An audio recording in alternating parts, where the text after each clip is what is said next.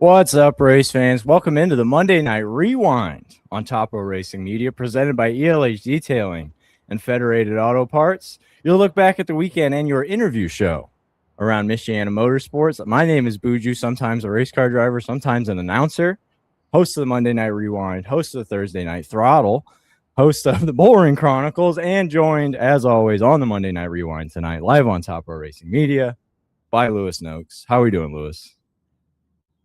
Ask me later. But 10-4. Do you want the truth or do you want the lie? Which one do you want? How's the on the show version of Lewis doing? So you want the lie. I'm doing great today. How about you? Great and great. Both versions are doing okay today, even for a Monday. We're doing all right. Yeah.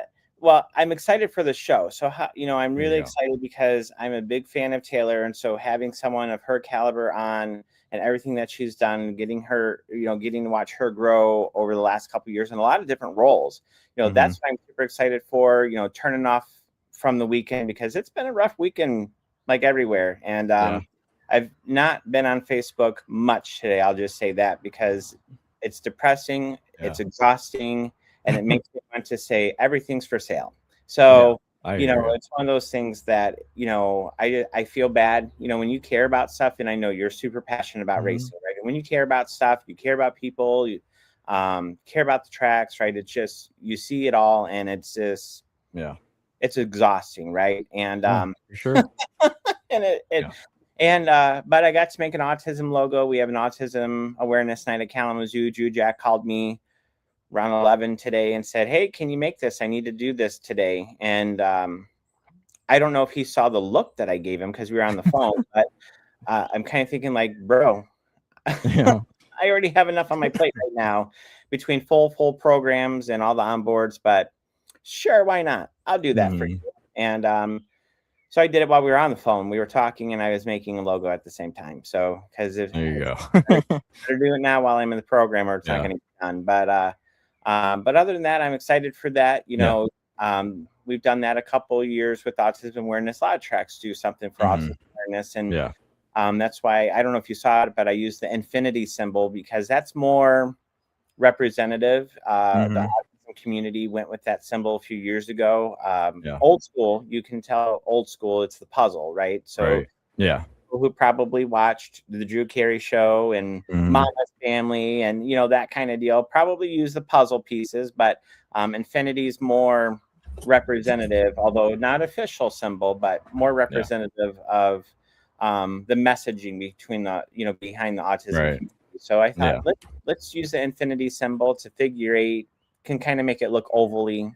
We participated in the National Compact Touring Series Down Syndrome program that they ran at M40 last year. I know that's a little different than the autism thing, obviously, but just it's such a cool program. We had Zach with us for the afternoon at M40, and that's just such a cool thing that I know Andy does a lot for the autism and the Down syndrome awareness type events, and it's a lot of it's cool that a lot of tracks are joining in on that trend because it is it's a good opportunity to get a new audience out to the racetrack, and somebody's going to enjoy it a lot. So it's pretty cool. Well, and as someone who obviously worked for many years with people with disabilities, right? It's one of those things that, it's one of my oaths to, advocate, right? And also educate, as I can, without, making people feel like they don't know. But, we live in a world where there, nobody's walking around, on their forehead anywhere with a stamp that says, I have a disability, right? Sometimes you can kind of tell, right? Victor was funny yesterday because he was doing some things. I said, how are you so creative? Because he was in character, not a character, right? So, when it's just talking with, people, right? He's out of character. And I'm like, how do you come up with all this? And he's like, I think some of it might be autism, and I'm like, I haven't picked up any that might suggest you have that, but it's possible, right? Because he's not, no one walks around with that, but but it's definitely something that, I appreciate when tracks do that. I wish sometimes, and I know it's super difficult for them, but like while you're doing this, like, can we get community organizations out, like K-RISA coming out, to the track and having something, other programs, or like when Bering County, we have Lighthouse Education Center, we have Blossom Land Learning Center, like can we educate, because, Michigan actually, I know Michigan gets crapped on a lot for a lot of different things, but, but Michigan has one of the best special education program and laws in the nation. We, we do above and beyond what the federal law requires, where some other states go, like Florida goes below what the federal law requires. And so it's like there are a lot of services and a lot of things for parents and others in Michigan, but a lot of times people don't know where to find that. And so it's one of those things that, it's like, I know they maybe don't always know where to look or where to go to, but I always start with, well, what's your county RISA or ISD in Indiana, they're ISDs, but it's like, who's your county resource? And from there, you can branch out. So, and there's tons on the state of Michigan website too. So I'm excited for that. So doing that, got to do something different, but then I'm running behind on editing everything. So I'm like, it'll be a long night. Yeah. But yeah, I just don't go on Facebook. As you said, though, good show tonight. Yeah, we do have a good. There you go. That's a good reason to be on Facebook. Yep. Yeah, we do have a good show tonight, though. I mean, like I said, I don't. Yeah, go ahead. So 7:05. Obviously, I'm about to bring on Taylor, so hopefully she's a little more relaxed now. She's got the sunshine behind her, so I'm excited to bring her on. And then I know Chris just popped into the chat area down below, so he's kind of hanging out in the staging area, and we're going to be talking about the new Paris Speedway Survivor 180, which is a 3-hour Enduro this Saturday. So if you have a Night of Destruction car or a Gut and Go car, and you can find 3 racers or anybody, just need 3, who wants to come out and race. They're not using the figure 8 track, but they're using, it's like a kidney bean or whatever you want to call it. So they're going to be doing that for as many laps. So whoever logs the most laps, whatever team logs the most laps wins the race. And in that 3-hour duration, not including red flags or anything. So that'll be New Paris Speedway. So I asked Chris to come on and talk a little bit more about that, just in case people want to jump in the car. It's $100 to register. We have all the details later on. So definitely, if no one has plans on Saturday and they want to do an Enduro, there's not any Night of Destructions this week, as far as I know. Come on out to New Paris and do that. So we'll talk about that. And then don't forget the Thursday Night Throttle does return because I'm not at Hartford like I was last Thursday when we would have had the throttle. So definitely with the Thursday Night Throttle gives a preview of the upcoming weekend. We have a huge show at Kalamazoo on Friday night, kind of talk about the autism part, but obviously the all late models are racing for 7,500 to win. So that'll be a huge event. And then I know at Russell's M40 Speedway, they have the Judgment Day street stock race. And with New Paris off, and I think Angola's off, and a couple others, that there's got to be a lot of cars that are probably looking for a place to race on Saturday. So definitely could be an option to go to. But other than that, if you're ready, we can bring on Taylor. Yes, sir. Sorry, I fixed my microphone here. There's technical difficulties in the Buju studio. All right. So joining us will be Taylor Sexton from Sexton Motorsports, who's also the race director for the National Compact Touring Series, Kalamazoo Mini Wedges. And I feel like I'm forgetting other things. Obviously does Fastway Creations and amazing stuff. So we'll make sure she gets all of her titles going on. But other than that, how are you doing, Taylor? Good. How are you? Oh, hey, I mean, it's Monday and it's sunny before the hot. So I guess we can't really complain about that. Maybe tomorrow we can. Right. I don't know. Do you like the hot temperature? Are you kind of like a coolish? I'm like fall weather. I don't like the hot. Yeah. So starting tomorrow, you might feel the same way that I do then. That like, I mean, I don't want to be cold, but if I wanted to live in Florida, I'd move to Florida. So, Right. And it's going to be like Florida. And it's like, no, that's not a thing for me. So, but other than that, I definitely appreciate you coming on. I know when I asked you on Friday, like, hey, like I've been thinking for a while about asking you, and just because I know I'm a big fan of yours and what you do, and so I'm really excited to have you on because there's so much that you do and have done that short track spotlights and driver spotlights just can't capture it all in 2,000 words. So now we have a platform that we can expand on those. And so for those who are watching who may not know who Taylor Sexton is, we have an audience from all over and get a lot of views. I mean, we're almost at 100. Buju, did you know we're almost at 100,000 total views in all of our episodes? I didn't. Sounds good to me though. That's about 50,000 more than others in the same time frame. But anyways, not that anyone's doing the math like I am. But Taylor, tell us who you are. So I guess we'll start off. I'm a female race car driver. I race out mainly at Kalamazoo Speedway. I traveled a little bit to Springport. Um, then on top of that, I come from a background in racing. My dad, my aunt, and my brother, my cousins, we all race. That's all we've really known what to do, I guess you could say. I also race direct with Drew Jack series a little bit here and there when I'm not busy with my mini wedge kids. But my main priority is the Kalamazoo Speedway mini wedges, family fun mini wedges, race directing, and trying to help get that series going. Do you want to talk about how you fell into race directing? You know, is that something you always wanted to do? Is it something that you thought about doing? Like, let's kind of go there because that's what you're doing now, right? And I know, I think it was at Drew Jack's show like 2 years ago that I think you that was like your first night, you know, because there's an enduro at the end. There's I think we have modifieds or something like that going on. I mean, there's a lot. If I remember, that was your first night. I could be wrong, but how do you racetrack? How do you find yourself doing that? Yeah, so all started with the mini wedges. When Ryan Warning was here in Michigan still, he had asked me and my mom to come out and kind of help just because we had the background in the quarter midget stuff a little bit. I know they're two separate, completely different things, but it's mainly the kids, and we kind of just had that background. And then I was just like his assistant, so I would listen to him talk to all the kids and this and that. And then one day he was like, "Yep, you're doing it. So here you go." And that's how I basically got started.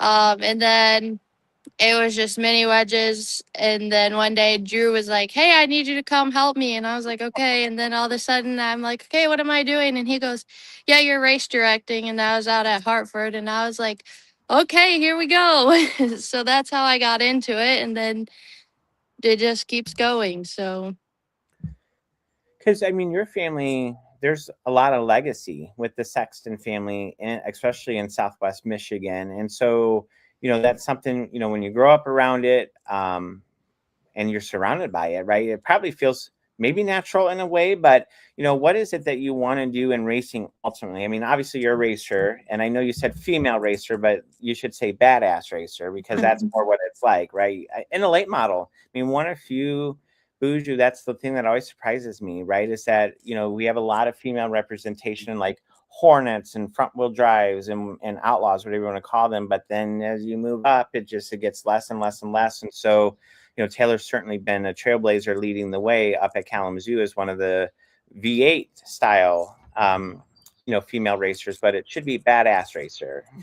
But, you know, so other than that, I mean, what do you want to do? Like, what's an ultimate goal of yours or dreams that you have in racing? I would really love to make like a career out of it maybe one day. I'm not sure like what avenue I want to go down or where I want to end up, but it's definitely a dream to make a career out of racing just because I've been around it my whole life and it's something that I enjoy.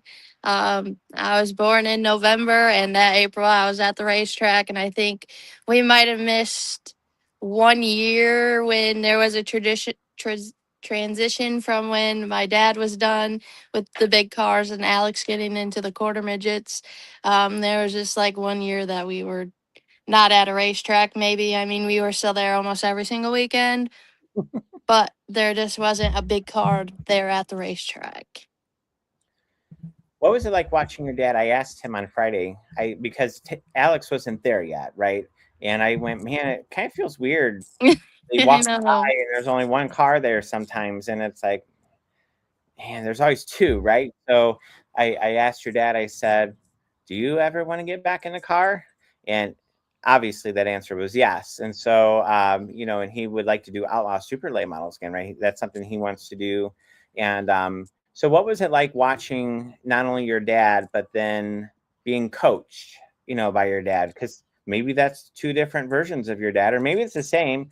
But what's it like having someone who obviously was successful behind the wheel, also now in your corner, you know, watching you and coaching you along the way as you go? Yeah, so like as a kid, like when my dad was starting a race, we always had the skybox and I would hide underneath the paneling there under the windows. And I would barely ever watch him restart a race. I don't know what it is. Um, but that's just something I always remember. And maybe that's why now I struggle so badly with my restarts because I never watched him. Um, but it's definitely cool because my dad was one of the top guys, I guess you could say, at the time at Kalamazoo. Um, and just being able to carry the last name at the racetrack, that's pretty cool that people still remember. I think like when we have our autographs and stuff like that, people will come and be like, oh my gosh, I remember when you were 2 years old and this and that. So like it's cool that people are still there that were there when my dad was racing. At first, my dad has always, you know, been into late models and stuff like that. So my mom's rule was going from quarter midgets to the big track. We had to start in front wheel drives for a year. And I learned absolutely nothing. I was walled my very first race ever. And then I basically totaled that same car out. But the car's still running because Scott Gates Yes. drives it now. So it's still out there. So that's awesome. But after that year, my dad was like, no more of this front wheel drive stuff. We're going up to big cars. And that's when I started my street stocks. And going into it, it was definitely a learning curve, you know, for my dad and myself. So, like, we kind of went as we were going and figuring it out. And my last year in the street stocks, we really figured that one out. That was a car that we built with Tim Bullis, and it's actually the car that Alex still drives. Okay. And that was a really good piece. I think it's a pretty good car.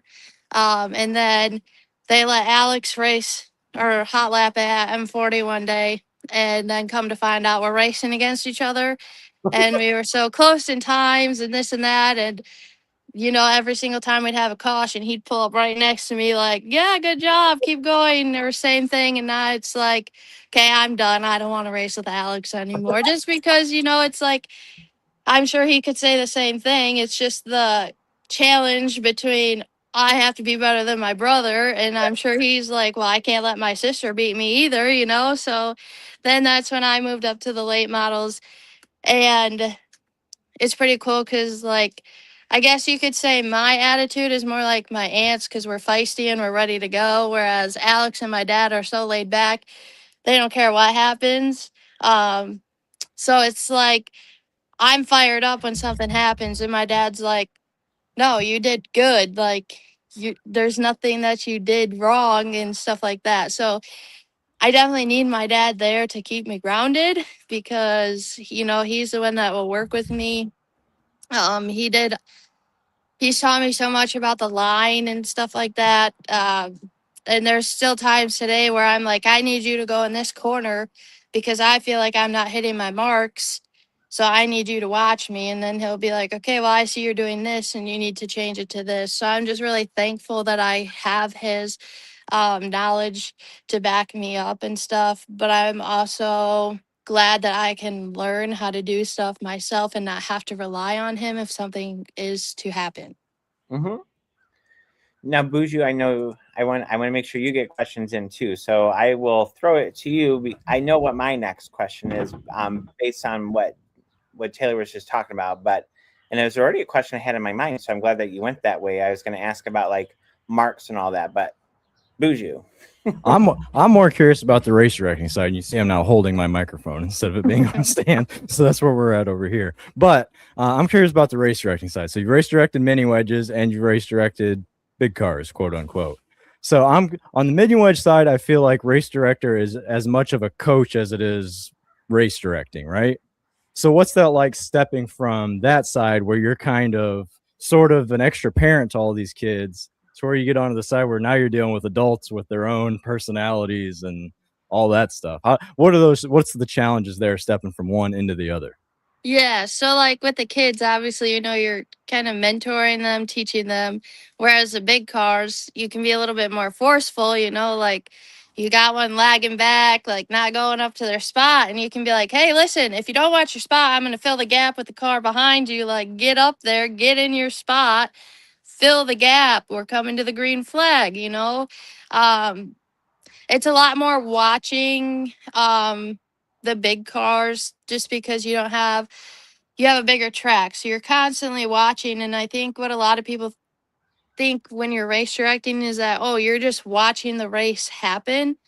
But I can't tell you half the time what lap we're on, who's my leader, like who's getting lapped. That's stuff that you really have to pay attention to because, I'm not really telling the kids like, hey, hold your line, leaders are coming. Whereas in the big track, that's crucial. You need to pay attention, because hey, you want to make sure that your lap cars aren't going to take out your leaders. Unfortunately, that happens sometimes, but that's your job, is to make sure that you are watching for that so that you can prevent stuff. Now, the bigger question, which side acts like the bigger kids? Is it the kids or is it the adults? Definitely the kids. Those kids, they test your buttons sometimes, but when they're ready to race, they put on one heck of a show. And then my last question before I throw it back to Lewis. What do you think prepared you more for being a race director? Was it being a racer or being in a racing family like you are?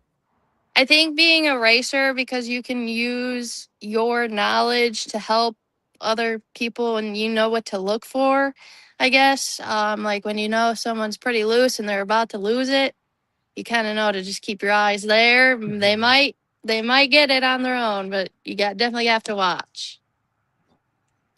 Well, and those were perfect questions, Buju, in a way, the segue from where I was already thinking of, my question that I wanted to ask is because I've gotten a chance to see you work with the mini wedges, and you've talked about obviously how your dad can mentor you, but you can also learn it on your own.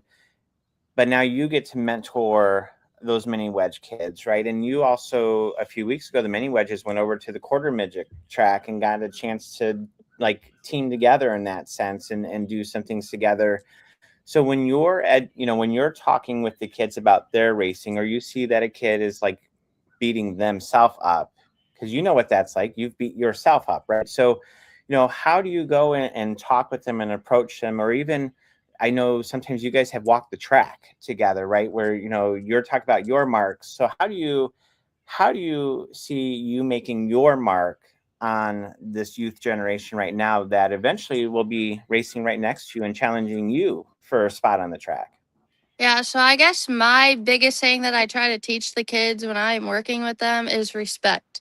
Respect goes a long way on the racetrack, and if you're just out there to hit fenders with people, you're not going to make it very far.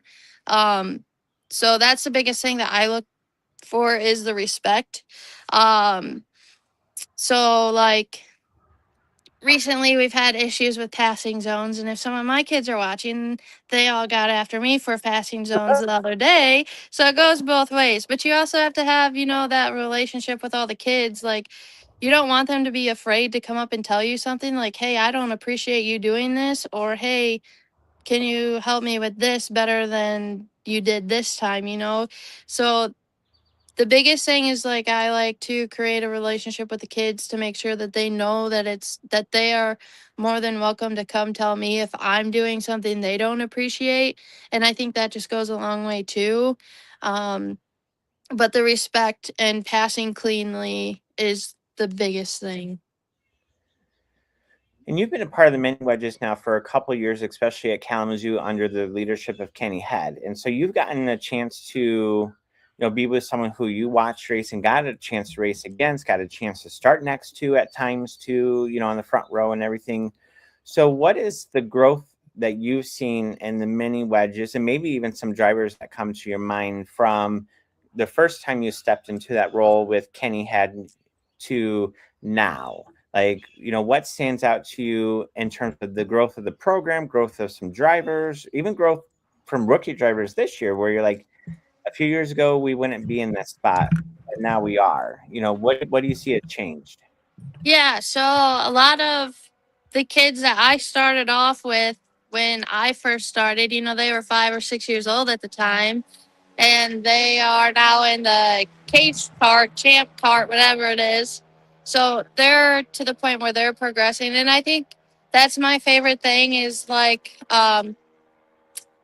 forgive me if I make like forget some of the kids, but like Elena Rutherford, Hunter Pierman, um, there's just so many of them that they're also being coached by their parents that are also racing with me on Friday nights that I've raced door to door with, and just seeing where they've come from when they started to where they're at now, it's awesome. Just like another one, I've had a few kids that I've personally told Kenny like, hey, they're they need to be moved up because they're not at their full potential in this class, so they need to go to this class. Because to me, if you're just sitting in a class to win and because you can go all the time, like, I don't necessarily see the good in that. Like, you want to progress in your racing career, like, I've had so many people come up to me this year, they're like, you've went really far this year, like from where you were at a few years ago to now, like you've made a lot of progress, and I really like to see that. Now with the program, when I first started, we were maybe averaging 10 to 15 cars for the juniors and the seniors. Kenny has put so much hard work into this program, and we are now averaging 30 to 35 between Kalamazoo and Berlin every single time we're at the racetrack. And now that he doesn't have a race car in his shop to tinker with, this program has become his thing, and he's really made this thing work, and it's really cool to see like all the kids, like, you with him too, like he has his golf cart, and more than half the time you're going to see his golf cart filled with all the kids when we're not racing, or they're always coming up and joking with Kenny and this and that. And it's just like being able as a club to like transition from, okay, we're ready to work, to then in our breaks, we're all going along with the kids. And like, um, we have a few of our um, little boys from Indiana, they race at Plymouth, and then they're coming up to Kalamazoo, and like our Kalamazoo guys, little boys and little girls, are going down to Plymouth. And I'm so thankful because Plymouth decided to kind of work around with us too. Like, if we're racing this weekend, well, they're racing the next weekend, so that everyone can like come together and we're not just stuck to one track, like. Then on our Saturdays, all the kids, even Indiana kids, are coming up to Berlin, and that's like a 2-3 hour drive for them. And that's definitely saying something when they're coming all the way to Berlin to race with us from Indiana. Even Kalamazoo, it's still a drive, and it's just amazing to see everybody come together for the kids. What I know, they made, the Kalamazoo Wedge program made quite the splash at the Rumble in Fort Wayne. That was one of the things that, even hearing from staff, that this group knows what they're doing. And so I think that's, huge kudos, not only to Kenny, but then to people like you who are part of that and get to be a part of steering, a program into the future, and making it a program, not just, hey, we kind of show up and we do stuff and then we leave, right? Like, there's a lot of work behind the scenes that goes into it. So why don't we do, it's like, I always call this the Mick Foley Mankind cheap plug time. So before I let you do a cheap plug, I do want to remind everyone that we are talking with Taylor Sexton. It's almost 7:30, so I'm like, oh, this is the time. It's so we are talking with Taylor Sexton, and she's about to do cheap plug time for Fastway Creations. But coming up at about 7:45, we're going to, I see Chris was in the chat area talking Survivor 181 and Survivor 180 Enduro.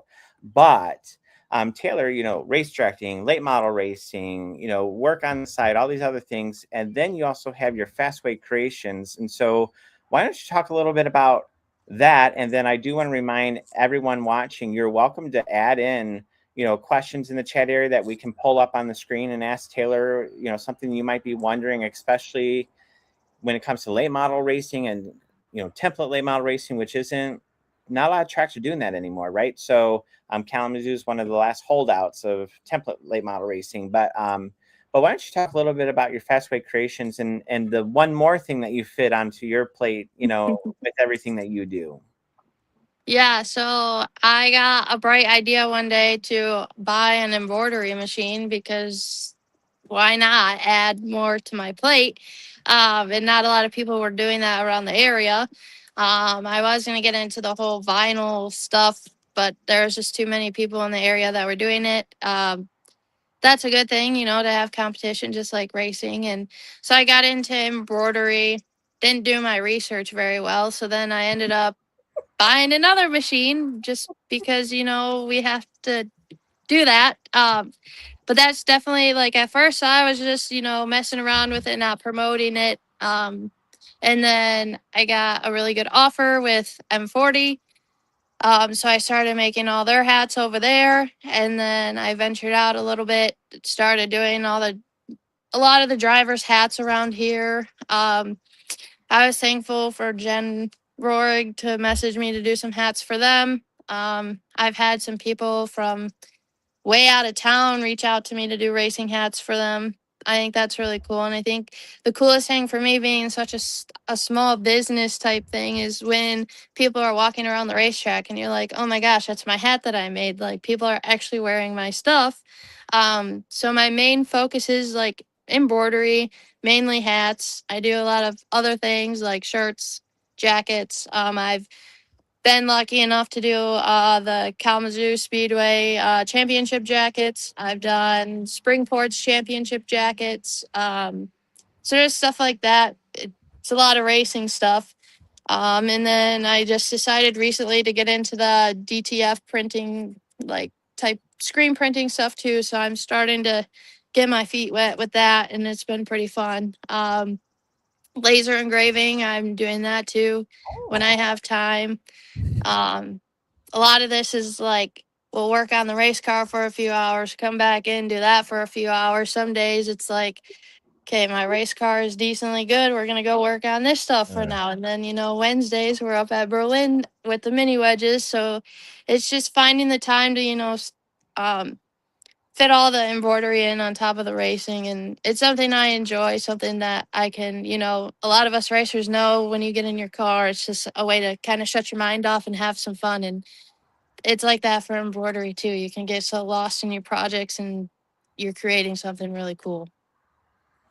Well, and that's why I wanted you to while we're on here, right, to say what you do, what you're doing, because I know I will be getting some stuff from you too to support you, because again, like I said, I'm a big fan of you and what you do, and that's where it's like, okay, what's one more way that we can showcase your talents and what you're able to do. So I know I have some things coming my way. I should get Boujou to get some Boujou bull ring stuff coming. Oh, yeah, the hats, the hats part has me interested. I am looking for some hats, so I might be in touch. Yeah. Well, embroidery, right? Not a lot of people in the area. Oh, yeah, exactly. It's hard like to find the embroidery like that. And so, and my mom used to do embroidery for a long time, but she doesn't do that anymore. But when I was looking to get my stuff like done, and I'm like, okay, where do I go? Because I was using Vistaprint at the start. It was what I could do and afford at the time. And I'm like, but it wasn't like amazing. So, but although I am wearing one of those that I decided, no, that's not a thing, but it is a throwback to the old logo. But yeah, so that's why I wanted you to also do that cheap plug time. That's what I call it. Usually on Monday at some point we do a Mankind Mick Foley cheap plug time. But Boujou, what other questions do you have too? Because I know, like, I asked a couple, but I want to make sure that I'm getting you in here too. Well, first off, everything you mentioned that you're doing, I wanted to know when you sleep, when you squeeze that part of your life in there. But yeah. I guess you mentioned that your main priority, I guess, is the race directing, the mini wedge stuff, and mentoring the kids and all that. So you mentioned that you would like a career in motorsports. So if you had to choose, and you will have to choose a lane if you want to do that. In which side would it be? Would it be on the driving side? Would it be on the race directing side? Or would it be maybe something else that you're looking at?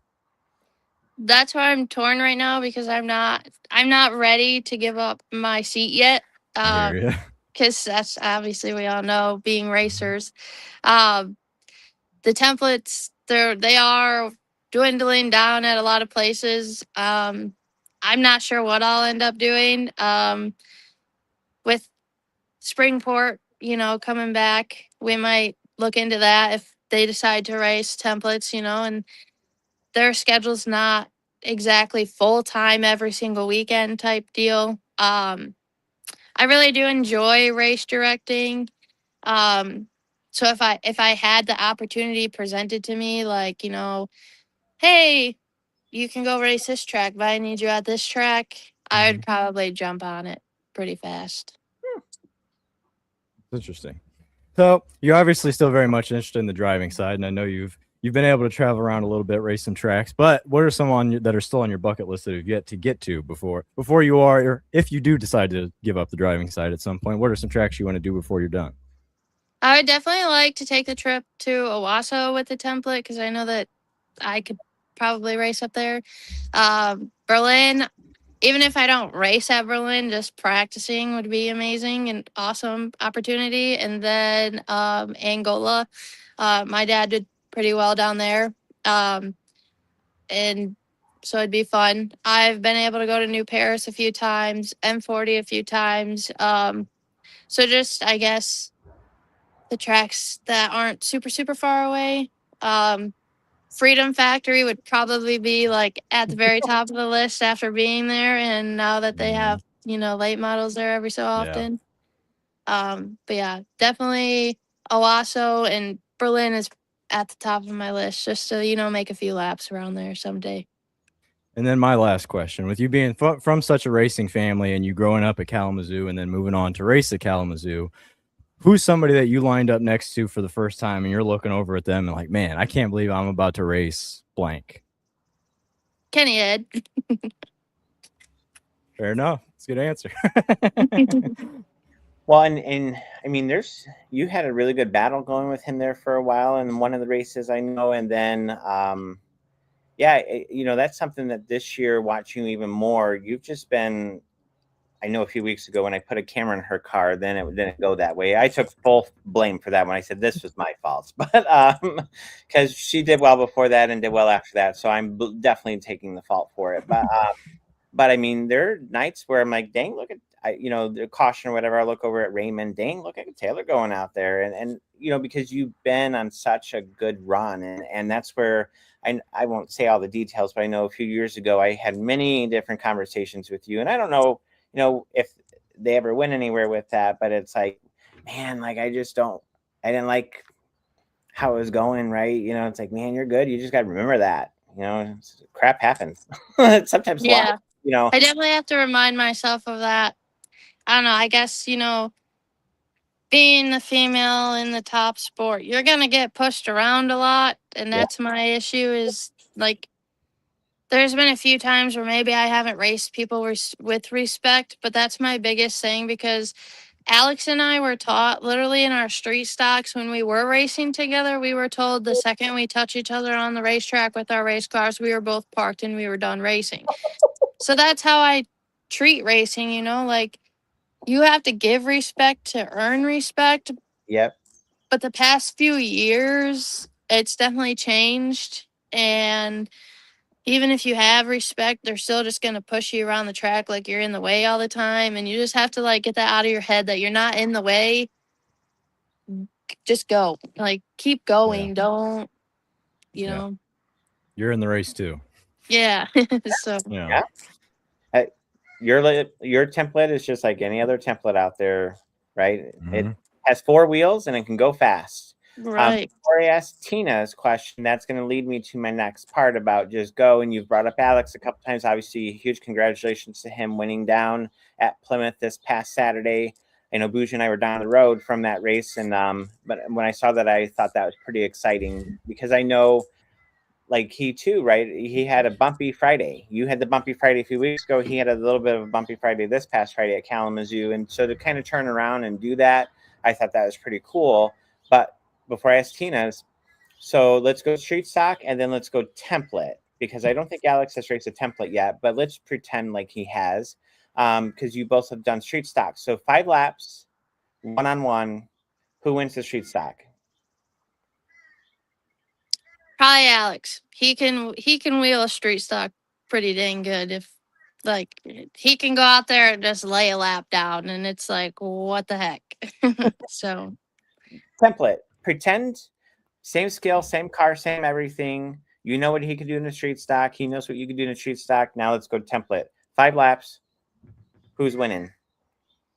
it would definitely be close. I think it come down to the line, but we'd be coming out of 4 and it's game on, and I think I'd get him at the line. Now throw your dad in that equation. Street stock and template. Street stock, 3 of you. 3 Taylors or 3 Sextons going at it. Who's winning that one? I'd still have to put my money on Alex. Okay. I don't know. I would definitely have to put my money on Alex still in the street stock. Now template.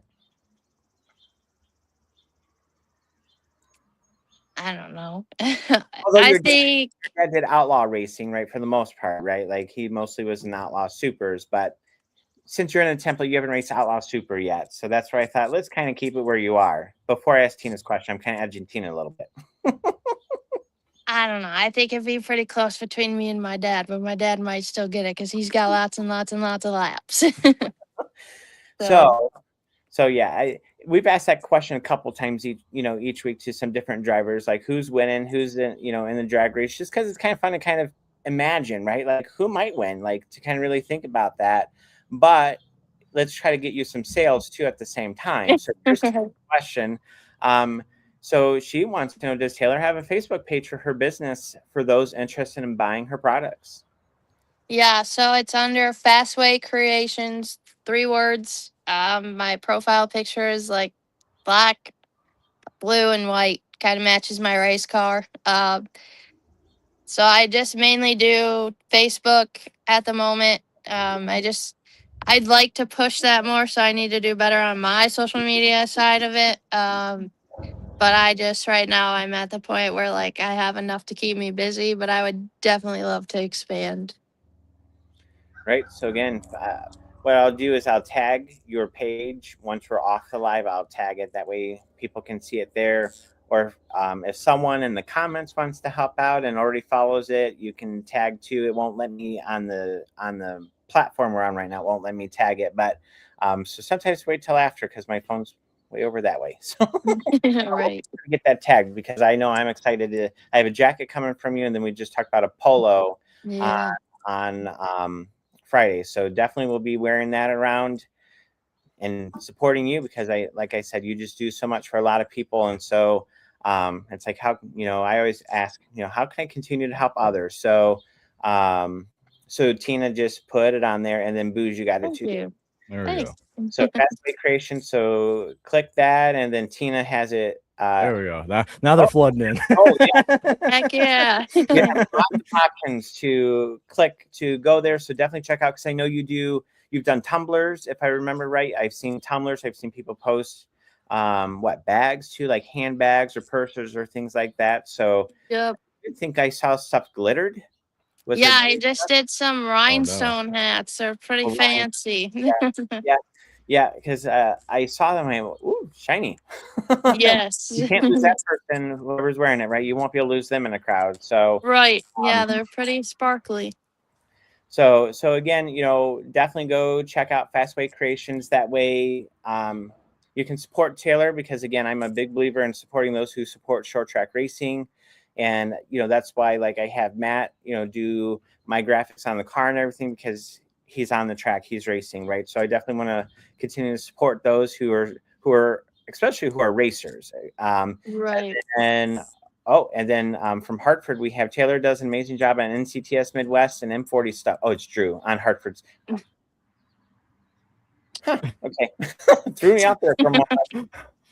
Drew's on the Hartford page. But and then Bill Russell, see, more shout outs are coming your way. She has done Russell's M40 hats and jackets, quality work. So again, you're just super talented in all the different ways. And so as a from the racetrack side, before we let you go, you may or may not get a phone call for this for this Sunday at Slinger. So just warning you, Drew, I'm giving don't ask. But anyways, So who knows? You might be in Wisconsin if you want to be. Drew may or may not be calling you on that, but I'm wondering, as a race director on that side, what's a track that you did it on the late model side? You talked about where you might race, but as race director, like what's a track that you just kind of think about? Man, it would be really fun to call a race there, wherever, NASCAR, Little Kalamazoo, wherever it might be. That's a good question. I really don't have an answer for that because I've had so many amazing opportunities already this year. I've been able to race direct out at Berlin. I was able to race direct out at Plymouth. Kalamazoo, I've race directed there a few times. Hartford, I never thought that, I would ever be doing anything like that at a dirt track. And I was able to do that. And they run their format a little bit different, than we do. And it's like, all right, here we go. And that's how I learned how to do it. So, I definitely don't have like a track just because there's so many opportunities that I've already been able to do this year. And it's quite awesome. Well, again, just keep doing you because you're doing amazing with each stop in each way, and it's fun to watch you grow into all these opportunities. So again, like I said 3 times now, big fan of yours and what you do. So just keep going because you're definitely trailblazing. I think of down at South Bend, they had Lisa Hartz, who did a race director, and she's one of the few female directors at the time. In fact, at South Bend, they had a full female tower, like everyone in the tower. We're all females running the race program that night, other than Tony Eldridge was the promoter at the time. But pretty much the tower was in their control, other than the announcer, Chris Highball. But his wife was in there, so she had to be happy for him to be happy. But and he does an awesome job too. But just kind of think there's not. I mean, Sarah, is doing it over at M40, but there's not a lot of female race directors out there. So you get a trailblazing way. You never know what kid might be looking at you going, I want to be just like her, right? And you might not even be in your car at that moment in time. You might just be race directing. So again, you just never know who's watching. So just keep doing you because you're definitely a leader and mentor for a lot of people. Thank you. Oh, no, you're welcome. But again, that's where I appreciate you joining us tonight. Yeah. So to remind everybody, again, we have been talking with Taylor Sexton. You can see her on Friday nights in the template late model, racing at Kalamazoo. But then you never know where you might see her after that, again at Berlin on Wednesdays with the Family Fun mini wedges when they go up there. And then obviously at Kalamazoo Speedway on Sundays when they have their Sunday programs. But you might also see her with Drew Jack wearing a National Compact shirt or possibly Midwest Dirt Compact shirt as she's race directing for Drew at their various events. So again, Taylor's doing tons, going all over the place. So definitely thank you for all that you do. Thank you. Oh, no, you're welcome. All right. And we'll see you on, well, no, you don't race Friday, do you? Actually, I do believe I am on the schedule this Friday, but don't quote me because I never know when I'm on the schedule or I'm not. I just look at the flyer and we're on the schedule. So yeah, I probably should actually know that since it's Monday, but I'm still getting over this weekend. So I'm like, I have not even thought about this coming Friday, Saturday, or Sunday yet. But I'm like, I'm still living on last Friday. Right. So again, we'll definitely see you at the track, I'm sure, no matter what. But again, have a great rest of your night, Taylor, and thank you again so much for joining us. Yeah, thank you, Taylor. Yeah, thank you. Yeah, thank you. All right. So again, we've been talking about if you like enduros or you have a gut and go car or interested in building a gut and go car, you have a couple days because now we're going to talk new Paris Speedway Survivor 180 Enduro. If I remember correctly, it's 19 or 20 is the number, plus teams will be 2,000 to win. Anything less than that will be 1,000 to win. And so we're going to bring Chris on now so that we can talk about that. So, I got to bring Chris on. That would actually help if I click the right button. Usually there's one transition every night that I miss the wrong button there, or right button to press. But again, Chris, thank you so much for joining us tonight. I know I kind of asked you last minute on Saturday, like when we were in the office, like, hey, how are we feeling about it? Why don't we talk a little bit about it on Monday? So again, thank you for joining us. Well, once again, thanks for having us on. Tracy will probably pop in and out here, but for now you got you got me, the lesser good looking one, I suppose. But the first thing that I want to say is I think we need to spice up this whole backstage thing. Oh, yeah. So I think we either rename it Lewis's Lounge. Oh. Or we could call it Buju's Bunker. Oh, maybe Buju's Bunker. That's a little bit more clever. Yeah. That's a little bit more. All right. But I do like Lewis's Lounge. Yeah, I mean both because it's a play on words. You got the BB or the LL. LLBB.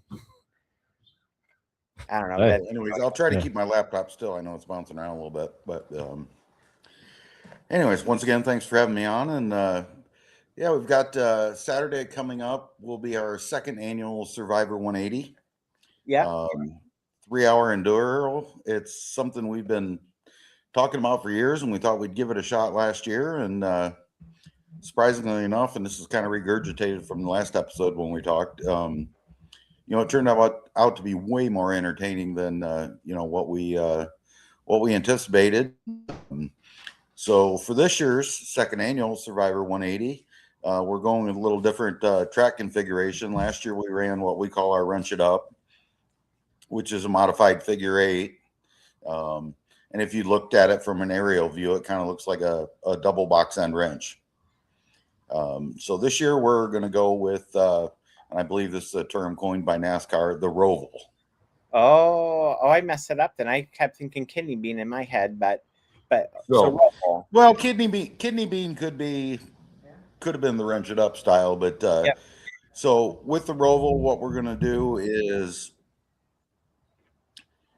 drivers will enter at turn 4 into the X or the infield part of the figure 8 track.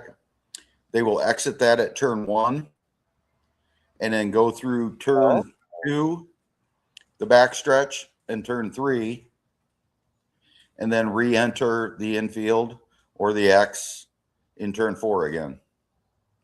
So it's kind of a modified oval. Okay. That we're setting up for this, and we're gonna see how that goes. Someday I think we're gonna run out of configurations to try, but just something a little different than your traditional oval enduro. Yeah. Plus, this will be easier on the drivers.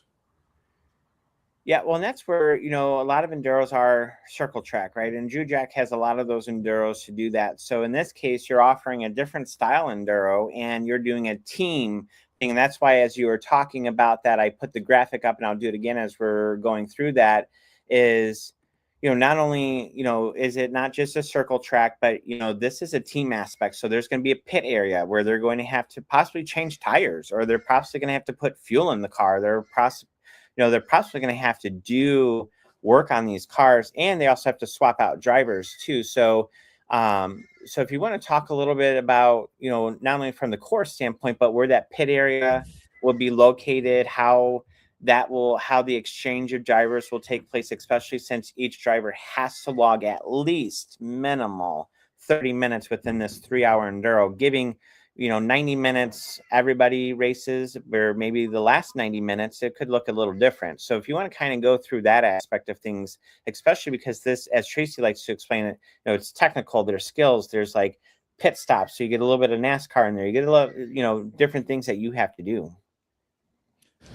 Okay. So given the track layout that I explained, and just like last year with the Wrench It Up style track layout, when they go into the pits will be located in the northern half of our current pit area, which will be behind the turn 3, turn 4 grandstands. Yep. So they will exit the track on the traditional track exit, and they will re-enter on a traditional track entrance. But that entire area back there, we asked them to park their trucks and their trailers more towards the south there. We'll have cones or some barriers or whatever put up right there. That way, depending on the number of teams, make sure it doesn't get too crowded, nor any one team is located too much farther away from the track entrance than any other team. So for instance, if someone's going to choose their pit area, midway between the north fence and the halfway point, which would be the ramp where you walk from the pits up to the grandstands, we don't want any teams having to pit any further south than that, which would give them a disadvantage. But you know, like Tracy explained, there you go.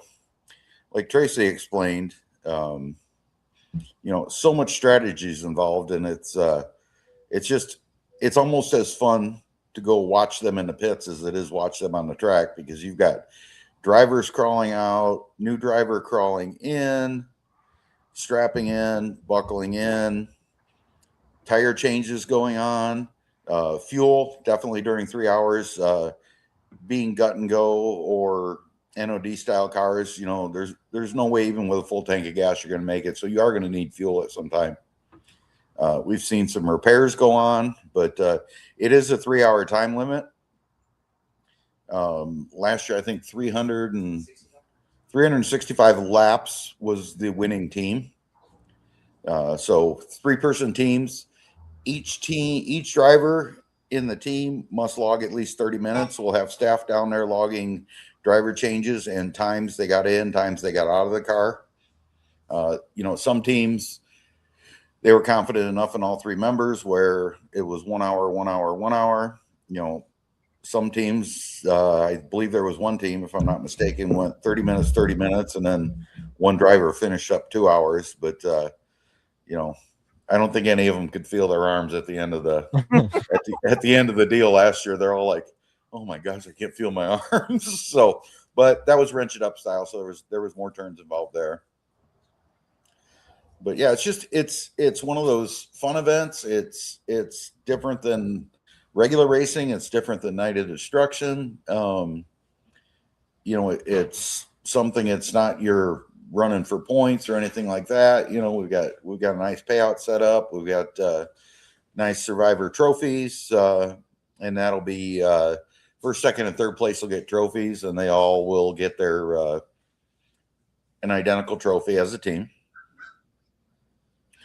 So yeah, it's just kind of a fun thing, and you know, as long as it's enjoyable for the drivers and the fans, you know, we'll keep maybe trying to throw in some different ideas, or you know, who knows? You know, when you've got a track where you do have a full figure 8 that's been paved, you know, it gives you some options. Oh yeah, and that's something that, again, I know obviously a lot of your NOD competitors are looking forward to something like this. You know, the ladies, there's quite a few of them. I think Coneheads was planning to have a car out there, might have a car out there, but then this can be for weekly racers too. You know, go get a gut and go car. You know, strip it, do all the things like you would for Night of Destruction, and go race. So, or you can bring a Hornet car. Oh yeah. Oh, so you will allow like Hornet cars with cages and all that too? Sure, absolutely. Yep. So yeah, bring out because I mean, you're not going to hit in the figure 8, like you're not going to hit in that X spot. So you know, there's no driver door impact possibility. I mean, shouldn't say that. Anything could always happen, right? But more likely than not, there's not going to be like a true figure 8 where like you're looking at a T-bone hit. Like, I mean, crap hits. Not a true figure 8. Yeah. Not a true figure 8. Yeah. So, I mean, even a Hornet car probably could survive something like this, you know. So if you want to bring a Hornet car, you know, out, you know, on Saturday too, to do this, it is I'll put up the graphic again. It's $100 registration, which does not include the pit pass, but you can go on pit pay.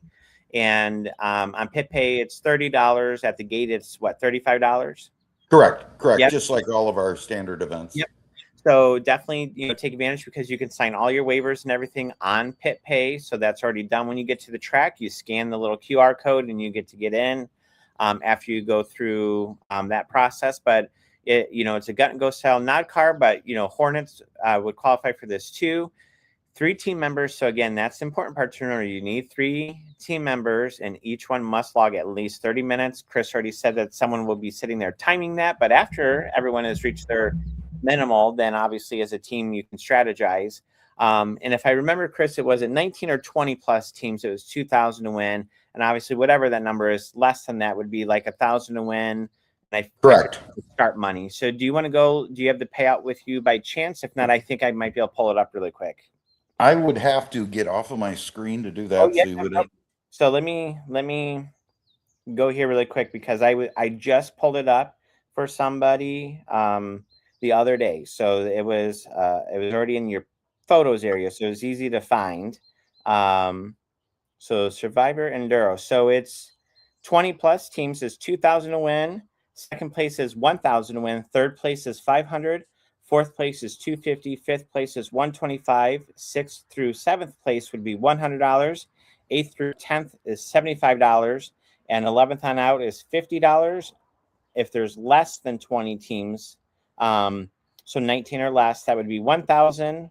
First place, second 500, third 250, fourth 125, fifth 100, sixth through 10th 75, and 11th out $40. So just trimmed off a little bit from there. So, but again, that's a really good payout, especially if you get like a gut and go car that you go to a junkyard and get it for $200, $300, $400, maybe less than that, and do what you need to do to get it ready and go race. You might leave there with $2,000 or $1,000, right? You might double your money, like going to a casino.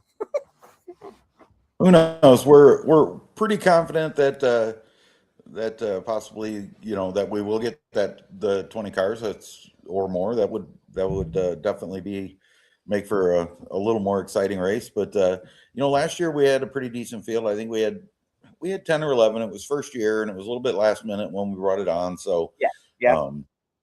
We were still satisfied with the results from last year. And it was a learning curve, and we explained that in the drivers meeting. Hey, this is a first time thing for all of us here.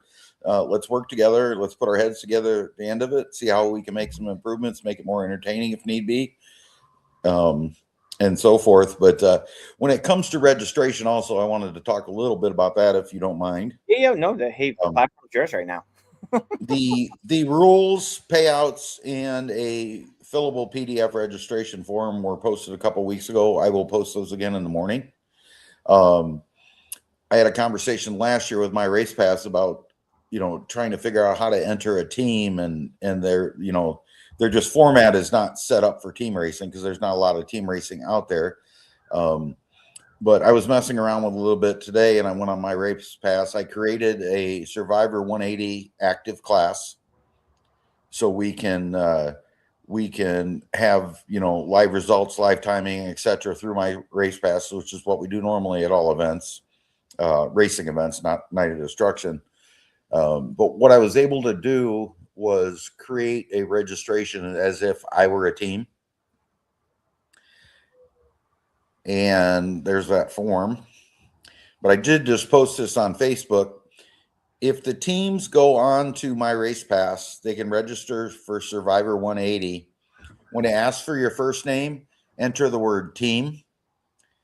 And when it asks for your last name on my race pass, enter your team's name, and then use one of the driver's address, phone number, email, etc. to complete your registration. And getting that done ahead of time is extremely important. What I will be able to do then is kind of pre-assign transponders, try and keep the flow going through the pit office when they first get there to check in and so forth. But we'll also need the team registration form as well as the registration fees in the pit office at that point too. Now, if a team's not able to, let's say they're not quite sure if they're going to make it yet, you do have a 7/17 deadline, which I think is Friday. Would someone still be able to come to the track on Saturday and do that, or are you guys really not wanting like last minute entries like that? No, we have absolutely no problem with last minute entries, but as we all are in life, and I've found over the last 9 years, there's lots of procrastination that goes on. And so therefore a deadline was somewhat necessary. But now I'm probably going to end up eating my words here. So don't everybody wait till Saturday to get your forms in and get registered on my race pass. But getting in my race pass, then when you're in the pits, your other team members can be on my race pass app watching the live timing, etc. so forth. We'll be able to post results at the end of it, for those that want to see the full result information, etc. So for those who are watching at newpairspeedway.com, that's where I went. If you go over here to driver info and you go down to forms, that's where you're able to find that form. So I didn't show that part, but then when you click onto it, then this is what opens. So just to show that way, if they are like, hey, show me how to do that. So driver info is where you'll find that form. Obviously, as we just talked, because I think that was a question yesterday that someone asked me as well. I don't know if I'll have a car done in time. What if I don't make the pre-registry? Because some tracks do shut that off, right? Hey, if you're not registered in time, you can't race, right? Like there's a deadline for a reason, but not that you're advertising, okay, 40 teams show up on Saturday, and do this, because I told you I'm going to eat my words. I promise you. But at the same time, like, you can help yourselves if you're probably coming, at least get it filled out.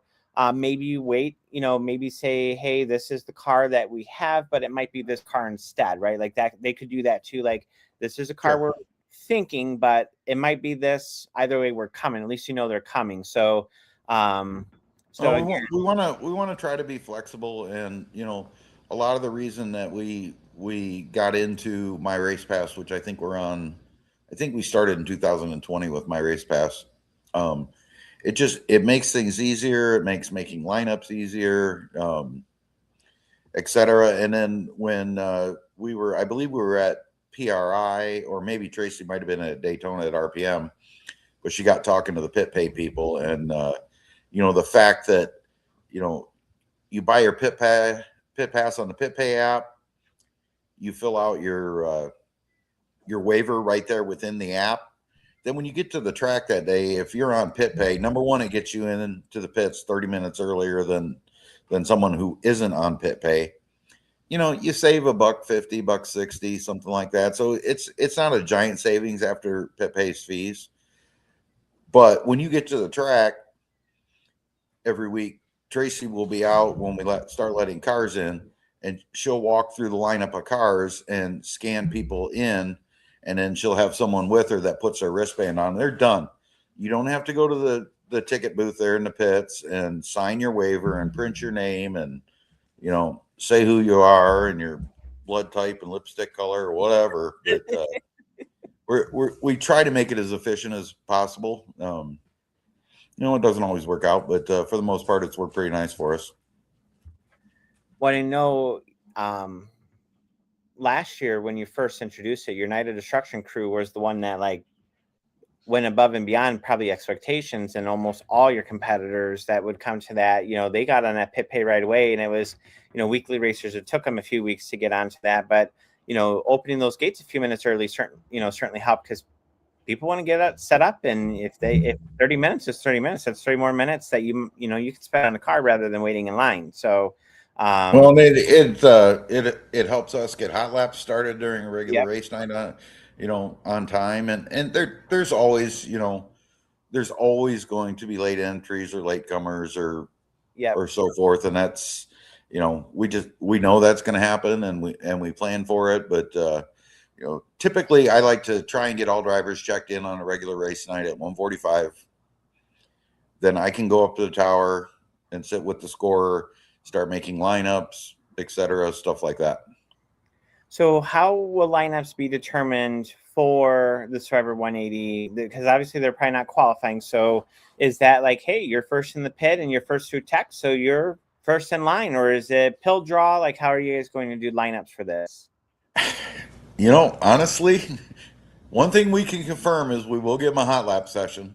Okay. We're Tracy and I are kind of back and forth, and we want to get our race director involved as well, as to are we gonna do on track qualifying? Are we gonna do a pill draw, so forth. So we're still in the all right, what are we gonna do with that one stage? So okay, I guess not 100% of everything's planned, but I guess let's call it a surprise. But we'll get the event schedule out here in the next day or so everybody knows what's going on, and that'll say directly what it's going to be.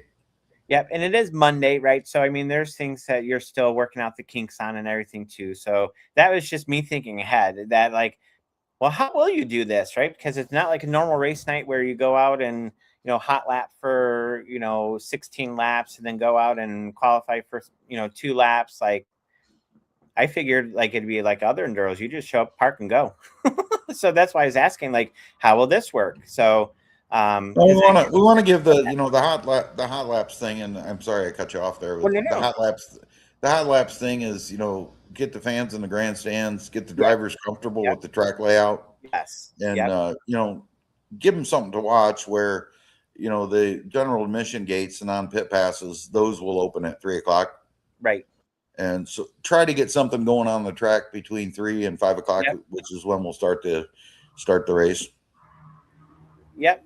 So yeah, that's why I was wondering, because as I was sitting here thinking about it and hearing you talk about it, I'm like, wait, how are they going to do that? Because it is a different format. It's not just like a 200 lap enduro where, right, like it doesn't matter where you start because you might be dead last and everyone in front of you wrecks or crashes or spins out or whatever. But it's still an enduro, so it's still a race. And again, the goal is the more laps you put on the track, you win if you have the most laps by the end of the night, right? Like in that time frame. So you might go lap down, but they might go lap down because everyone's gonna, as you said, everyone's gonna have to maybe change a tire at some point, or everyone's gonna have to get fuel at some point. Like there's going to, and driver changes, right? You're gonna have to change a driver at some point.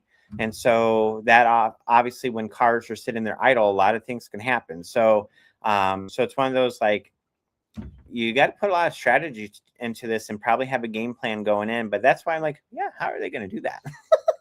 Yeah, there's lots to think about, but that's really the final detail that we need to button up is are we going to do qualifying? Are we going to do a pill draw? How are we going to line them up? But there's always the option, and we did this with the VROA Vintage Mods over the weekend. They're accustomed to the tracks they go to, just taking their best hot lap time. Yeah. Oh, yeah. So we have that option available, but it's not a small detail. It's not the most major of details, but it is a detail. And here in the next day or so, we'll have that ironed out. All right. Well, again, I know I'm excited. I missed it last year. This was one of I think I was in Ohio for it. And so I get to see it this year. And so that's where I'm excited just to see what you guys do.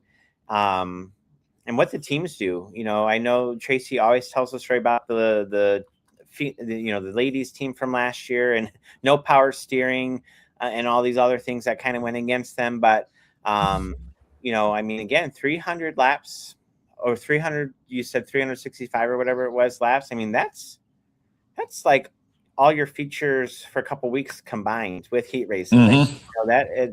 That's in 1 3-hour window. So it's not just turning left, and not that that's wrong. There's nothing wrong with just turning left, but like you're going to have to do a lot of things on this race day. So again, if you do night of destructions, come on out. If you do weekly racing, come on out. If you've always just wanted to be on the racetrack, come on out. And who knows where it goes from here? Yep. And we'll just see. Yeah, no, I'm excited for it. So anything she is in the room, by the way. There she is. Well, are we forgetting anything? I want to make sure that we got it all covered. No, I think we got it all covered. Once again, I want to stress, get your registration forms in, email them, bring them to the track, get on my race pass, get that taken care of. One of the biggest cogs in the wheel that we run into with new drivers on race night, and we're always very, very grateful to have a new driver show up at the track, even if it's someone that hasn't been there for a couple of years. If they don't do that my race pass ahead of time, I'm the one down in the pit office, and if you've ever seen my fingers, these weren't made for typing, baby. Well, and that's at every track. They were made for dog slinger. Oh, yeah. So, Buju, I introduced dog slinger to Chris. Yeah. One day I still got to get there. Yeah, I really need it, but he was having a day, and he said, "I just thought of dog slinger, and I got happy." So it's the little things in life. Yeah, amen. That's that for me too. In fact, I probably Bob doesn't know this yet, although I know he's listening, so he'll find out at the same time as you guys. But I'm like, I don't know, after this past week, I might need some dog slinger tomorrow. So I might be, I think for lunch tomorrow, heading over to dog slinger and getting my Lewis special. So I'm like, although it's going to be so damn hot, I don't know if I want to leave the house. So that's what I got to figure out. But, I'm feeling after I need my Lewis special from there. So if you don't know dog slinger and you're watching, can we DoorDash that? Tracy wants to know if we DoorDash that far away. Yeah, that would be Oh man, if they DoorDash, I'd be in so in trouble. I can ask Kat when I'm there next. But yeah, downtown Stevensville. So if you've never had Dog Slinger, it's a small little place. It does have outdoor seating in downtown Stevensville on St. Joseph Avenue, just by the corner of John Beers Road. So if you are coming off of I-94, exit 22. If you're coming from Indiana, you just go down John Beers Road all the way. Until you get to downtown Stevensville. You'll pass a church at the top of the hill, turn to your right, and it's right there. If you're coming from Kalamazoo, exit 23, and go by the Meijer and swoop around. So you might get a new sponsor out of that plug. I was about to say, yeah. I think Lucas can sniff out Dog Slinger from anywhere in the surrounding counties. Yeah, I have talked with him actually about doing a camera and all that. I said, hey, a camera, and I talked about, putting their logo on the car. Like we've had that conversation with the team there. So again, they, I walk in. You might get a trade for like a punch card for 75 Lewis specials or something. Yeah, I would. When I was teaching, and I know this is a sidebar, but that's okay because it doesn't always have to be just question and answer. But when I was teaching, I didn't, I-94 was under construction and Red Arrow was basically blocked. Like Stevensville, to get north to south, you had to go all these which ways. It's almost like the Simpsons where they put the dome over a certain spot in Stevensville. And so there's no way across to like where McDonald's and Culver's and all them were unless you went all the way down and around. And, when you got a 30-40 minute lunch doing that, you're spending more time on the road than eating, right? So you got to eat and drive at the same time. But with Dog Slinger, it's so easy. 2 miles down the road from where I taught, 2 miles back, sat in the parking lot and ate it. Or when my principal, she'd be like, chili cheese dog, or whatever. Like she would message and say, because I'd just go to her office, it'd be one of those days. I'm like, Dog Slinger? Oh God, yes. It's so, I would bring her back Dog Slinger too, because it always warmed our hearts. It always made a rough day. That's 2 punch cards now. But yeah, so definitely Kenzie, you missed her. She's on at 7:05. So once we're off, you'll be able to go back and watch that on YouTube. So thank you, Kenzie Epink, mini wedge racer. Sorry. But yeah, I've talked with Dog Slinger about that, because even when I walk in, the one day they had like a special where they were giving Hot Wheel cars out, and it was for like kids and all that. And they had some extra at the end, because I went there at the end. That's just the time I went. It wasn't on purpose or anything. That's just when I had time. And they sent me home with a car. They're like, we know you love racing and you do all this. And, but I pull in the parking lot, and they already, if there's no one in line in front of me, they already have the order started to punch in, and they'll go, is Mom and Bob eating today? And then on Saturdays, they now know I'm getting food for New Paris. And so they're like, what would they like down at New Paris today? And so for special. So you know what they could do if they use Square, just program that right into their Square and just hit the Lewis quick button. Hit the Lewis button, yeah. They do. They do have online ordering, and I have suggested that as a special. Like we should do a Lewis special one time, just because they do. They have their customers, they call fans, hot dog fans. They're fans that will recommend, like, hey, what if you did this? And so, sometimes they'll say, our one of our loyal customers recommended excuse me, doing this hot dog, and so we're doing this, or sausage or brat or whatever. So yeah, I'm looking at the menu right now, and the hair of the dog caught my eye, which is a bacon wrapped dog in a croissant. Bacon wrapped dog wrapped in a croissant, topped with tater tots, beer cheese, a poached egg, sriracha, and bacon crumbles. Yep. That doesn't take the egg off, I'm in. And they have, and you are looking at their menu, right? And they call it the worst of the week. Every Tuesday they post it, they open at 10 and they're open until 7. So 10 a.m. to 7 p.m. Or Tuesday through Saturday. They're closed Mondays and Sundays. But they'll have then their worst of the week. So punch cards. Yeah. But that's what I talked with them about. I said, what if I did a worst of the week? Every Tuesday on my page, I could do a worst of the week. And it doesn't have to be like a bad thing, right? Because in their case, their worst of the week is like, you had it a few weeks ago when we got that. Oh, what was it? But is that like loaded brat or whatever? Loaded sausage, Big Daddy, right? You and I had the big, I brought you the Big Daddy. You had that Big Daddy because I said Bob and I had it and it was really good. And I said, you're going to need a fork and knife for this. And so I brought Chris a Big Daddy. And an angioplasty. But yeah, it was, and Chris loved it. It was good. Yeah, No, yeah. and I haven't had I'm a not saying I cocktail like tonight Big either. Daddies, but but you have to have context. You'd have to picture of it saying this is what I'm talking about when I say that. But man, that was so good too. But yeah, they have great stuff there. So again, downtown Stevensville. So if you're in St. Joe and you want to go to the Bluff, or you're going to Warren Dunes State Park over in Bridgman, I know all these. Yeah, Or cards. we talked like 15 minutes dog slinger on my Monday. I was about to say we had Chris on to talk Enduro and hot dogs. Well, I do want to make one other comment, because it's, there's different ways of using a racetrack, but for the last, I think 3 years now, or 4, Trace. What are you talking about? The local high school. Fairfield. Okay. In the New Paris area, which is the Fairfield Falcons, which is Yep. Tracy's alumnus there. Okay. They approached us a few years ago and asked on their final day of summer workouts if they could make that at the track. So this morning was this year's version of it, and we typically get there 4:30, 4:45 in the morning, get all the lights turned on for them, so they got a full lit track, and they run around the track, they bike around the track, they do stuff in the infield, and it's just really enjoyable to watch. And what a great group of kids! Just their parents hang around there to watch them. Some of the coaches bring their own little kids with them, and they get to ride their bikes around the track. And just what a grateful bunch! They all thank you on the way out. Yeah, I was sitting there today behind the main grandstands, trying to stay out of sight, stay out of their way, and out of my left eye, I see a red light, and I'm like, well, that's the backstretch wall.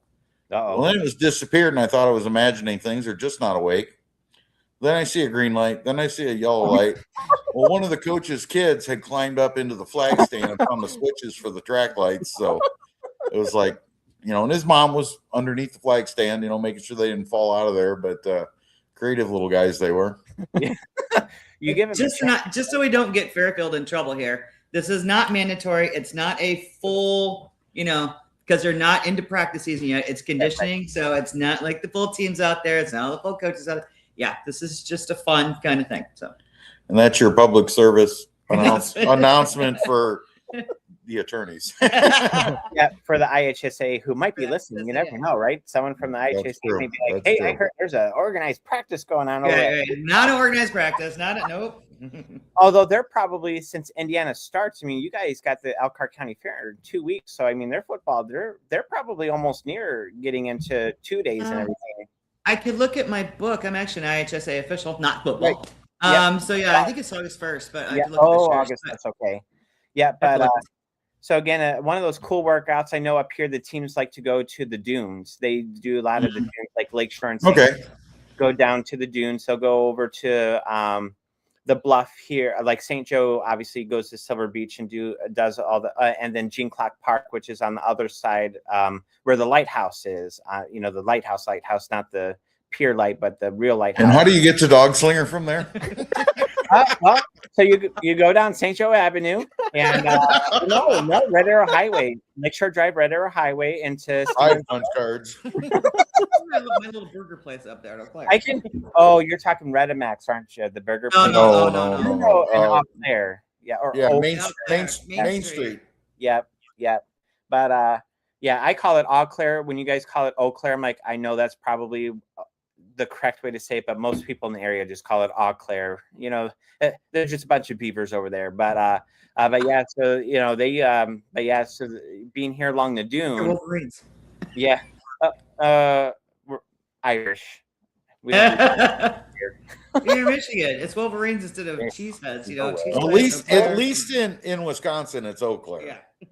Yeah. Around here, you get people who'll call it both ways. You could tell those who aren't from the area, they say Eau Claire, and then those who are from the area say Eau Claire. So it's kind of one of those, like even for Dowagiac, you can tell when someone lives in Michigan or whatever, or in this area, they know it's Dowagiac.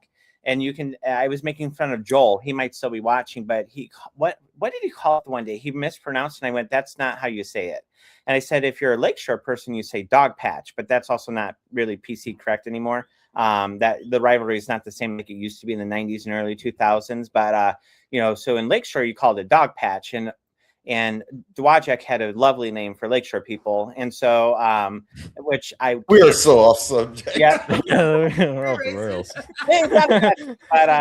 but Goshen if you wanted, but we got we got talking dog slinger, and so we're just going that way. But also how we don't have a racetrack in our area, but how cool that you guys open your facility for a high school to do that, right? And so to have that and have that opportunity, and again, it's one way of how racetracks can be a part of the community, right? Like, that's an opportunity that you never know. Someone might come out there and go, man, I didn't know this was here. Well, we've been here for 78 years. And, right. Because there are people, even in South Bend, they'll say, well, I didn't know a racetrack was there. Yeah. Like long time, but obviously Kalamazoo, 76 years. Oh, there's a racetrack in Kalamazoo. Yeah. It's been going for a long time. In fact, there's a dirt track at one time. Right. So it's one of those things that, again, just how cool that you guys do that, allow the football team to come in and do workouts, and that they reached out to do that. I mean, some places probably would have said, no, can't have that, liabilities and all the things. And while things can happen, at least they're doing it in a safe spot. They're walled in, they're on, property. You can show them those super bright lights that I cannot wait for Reveal the Hammer to race under. August 1st. Last year we only had to turn the front stretch on for the football team. That was so bright. Oh yeah, those super bright lights now. I mean, I love those lights. They might be my favorite. We're getting back to racing now. There we go. We transitioned back into racing. Yeah. Well, Kenzie, she's not listening. I interrupted you again, but quick plug, and I'll shut up about admission prices. Adult general admission is $10 this week. Oh, okay. So $10, $5 for kids. Kids 5 and under are free.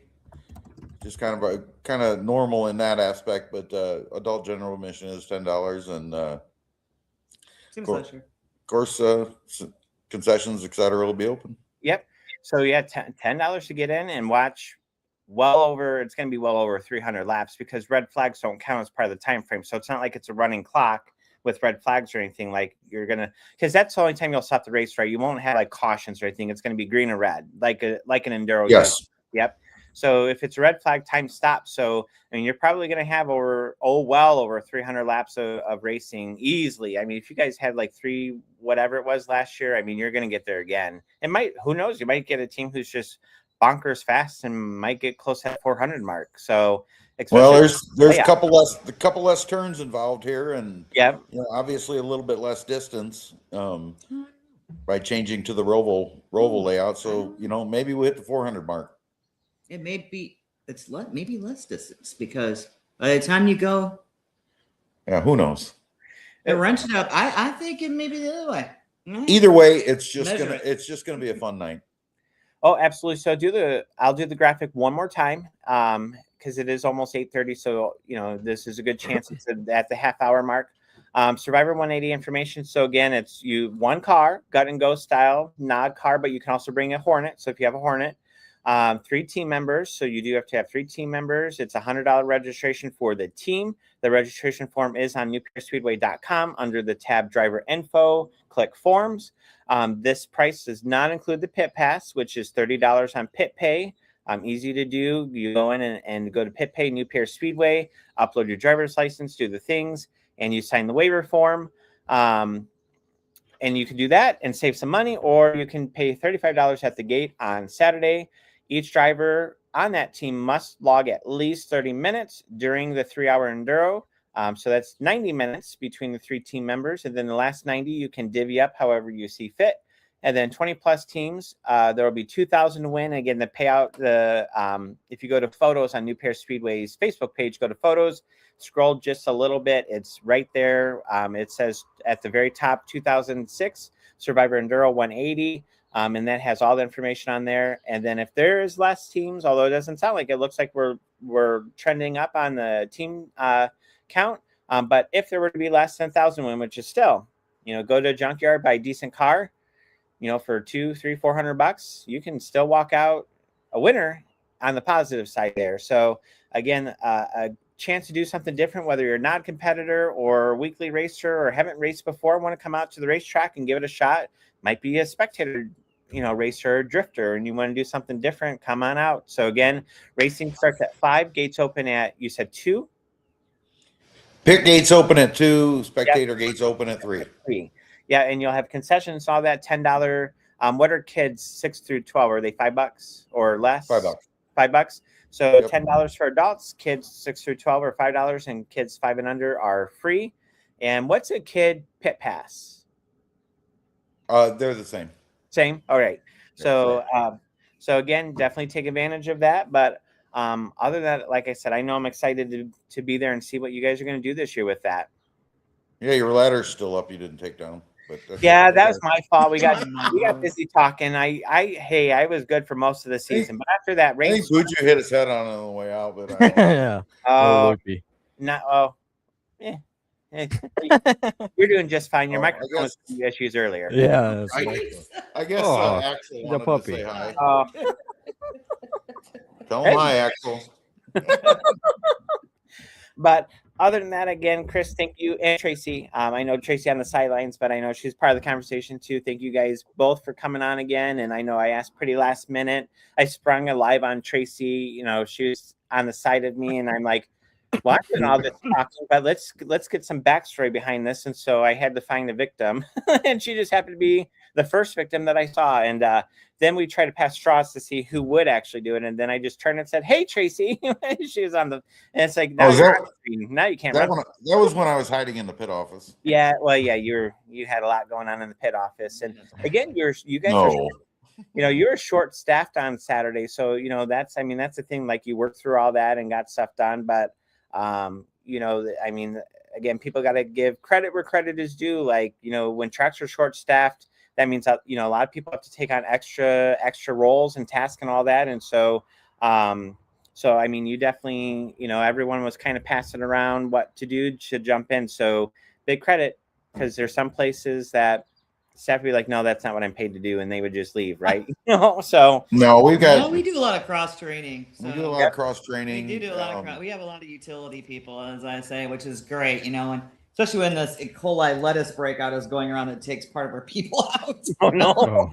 That's what was going on last minute. Yeah, our normal pit steward Jason got E. coli poisoning or whatever. And so Josh, that normally works security with Eddie, he was pit steward for the night, so I kind of stayed down there and trained him at that. And and he'll, great people, they'll do what you ask. A lot of our people, if something happened at 2:00 in the morning over at the racetrack, we needed help fixing something, or maybe Chris shows up there last Friday morning to pick up a gas tank for Tracy's Hornet and finds a tree laying in front of the gate. Yeah, that was a real joy. But well, and kudos to our safety crew, because they end up becoming gate people when we opened until we got our gate people normally there. So thank you to them. So yeah, no, everybody jumps in really well. And they know a lot of different positions there, which is great. So, and thank you once again for having us on. It's I think it's the third time we've been on, so we're extremely grateful for being able to come on and being invited to come on, and extremely grateful for the relationship and the friendship we've built with you guys. Oh no, like I said, this is and I know Buju, and for Dog Slinger. Yeah, and for Dog Slinger. I mean, again, for those who don't know, Buju has his own podcast on Sundays now that he's doing. He was going to do live, but he was a little camera shy, so he's recording. And Bleachers and Features, and so it was like a 40-minute episode, 50-minute episode, something like that. Yeah, that 40, he did. But he does. It was a laid back, where just conversation. And I know sometimes him and I have even talked about this, that sometimes we really pack, like. And by we, I sometimes don't think about the timing, where I really pack an episode, where there's not room to breathe a little bit, right? Mm-hmm. And so where Thursday we purposely put in that, room to breathe, and it's a little bit of a different format, but sometimes after listening to his show too, it's like, it's always a good reminder that this is a racing podcast, but it's okay to have other conversations, and having a side conversation like we did, about a really incredible small business, right? Small businesses supporting small business. So I think that's fine. Up to 6. Yeah. But hopefully people go and try it out, because it's definitely worth the trip. And it was a hell of an infomercial, I'll tell you what, because now I'm hungry. Well, they're open tomorrow, although you work, but they're open. And you can seal the bottom of a boat and go fishing with it too. Yeah. You can go hang out at the beach and eat some dog slinger. So, just know it's double plate season though, so you just have to remember that they like to take over the beaches at this time of the year. But yeah, that's something that, it's kind of like, what, let's talk about dog slinger. That's fine with me. That's something that, it's a fun little thing, and it peels the curtain back that it doesn't always have to be just racing, right? Like, it's cool to just sometimes shoot the breeze. And so, so that's where, and talking about that though, it's like, it's always, that's something that Bouge and I've talked about, is that, bringing on, those who we can, to support them. And I knew with the Survivor 180, it's one of those things that let's get this out there more if we can, right? Because, there's people who might not follow New Paris who may miss it. And I do plan to post a lot about it this week, just to really get it out there. I have slinger stuff that I have to balance that with, and then obviously Kalamazoo on Friday. But this Enduro, it's like, I have a lot of Night of Destruction connections that, hey, what are you doing Saturday, that I've messaged on Facebook or whatever. So, I think it's cool. Like, let's get cars out there. Let's give it a shot. Give it a try. If you haven't been to New Paris in a while, come give it a shot. I know, obviously, I mean, if you get on Facebook on Sundays, you can see a lot of people seeing a lot of different things about all these tracks in the area, or Saturday mornings. I mean, it's just whatever day it is, whatever the day after, right? And for years, and it's like, give it a shot. Come see yourself. Don't just base it on what, Big Bird said. Come out, because Cookie Monster may feel different. So, you just come get a shot. I mean, it is Sesame Street, and sometimes people do need words of the day. So, whatever word you might come up with, I'm sure we can brainstorm a few off air. But a letter of the day, a number of the day could be the number one, but whatever way you display it is up to you. But but that's something that, again, it's like, how can we, help get cars? How can we help get fans? How can we help get people? And so that's why with Leah, we brought her on a couple times. I've joked with her. I said it's like the Leah Dibble Network, but but it's it's like, what can we do, right? We have this opportunity on Mondays and Thursdays to do that. So it's Monday, and if we waited until Thursday, it would be too late probably. So where you could do a race car advertisement on Thursday, but for an Enduro, when you really have to do gut and go, that might take a few days to build. So it's like Monday works better in that case. So again, thank you guys as always for making time to come on. Well, once again, we appreciate you having us, and appreciate all the support, and Bouge, appreciate you jumping on the mic and sharing those duties with Jeremy this year. And I think we're going to coin a new phrase at the New Paris Speedway. Oh no! Drive fast, stay out of the grass. I like that. I spent all day Sunday on the tractor with the sweeper on the back, sweeping the track, Big Red as you call it. Yeah. And then I was out there this morning again on that thing. So it's stay out of the grass. Yep. Yeah. It looked red. I mean, from the roof, it looked red, but once you said it was orange, I'm like, well, then call it Carrot Top, Give me Carrot Top. Somebody educate Lewis on Kubota, please.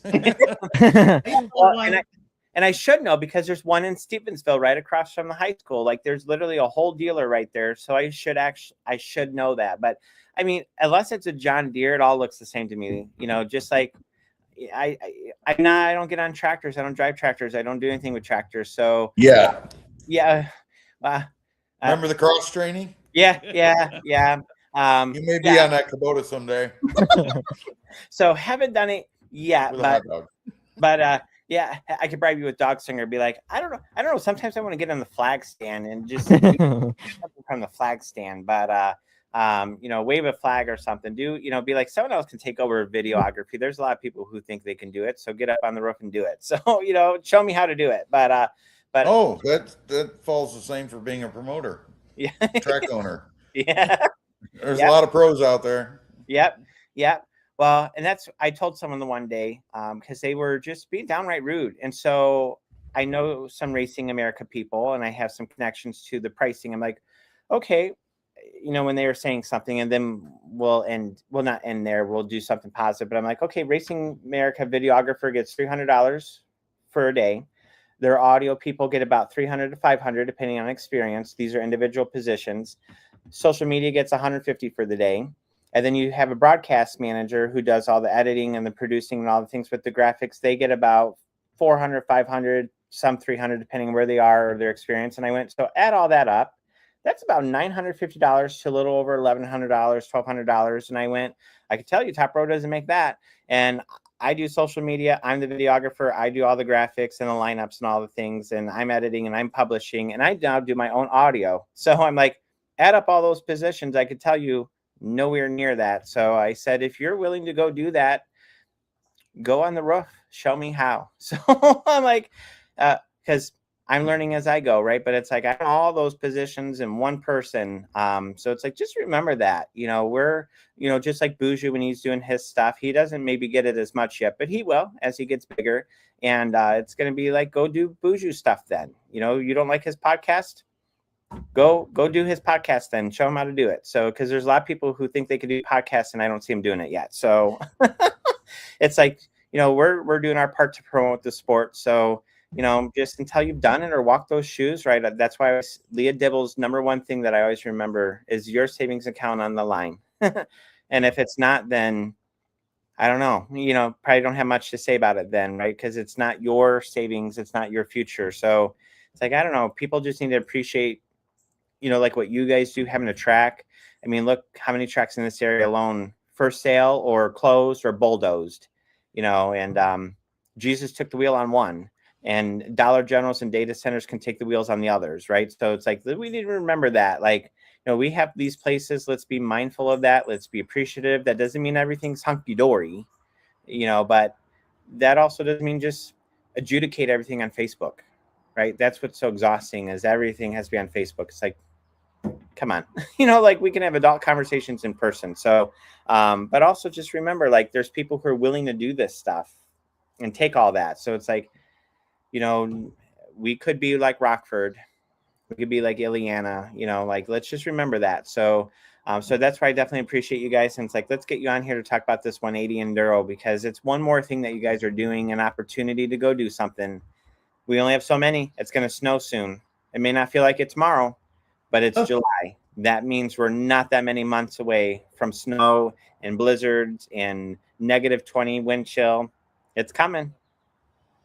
Sooner. I'm hurt. I don't know what to say. That's a 4-letter word is all I'm going to say. By the way, is Dog Slinger seasonal or is that year round? Nope, year round. Year round. Okay. You can always have Dog Slinger. Okay, all right. Just asking. Nope, we're all human beings. None of us are perfect. Yep. As track owners, promoters, we've said it before, we'll say it again.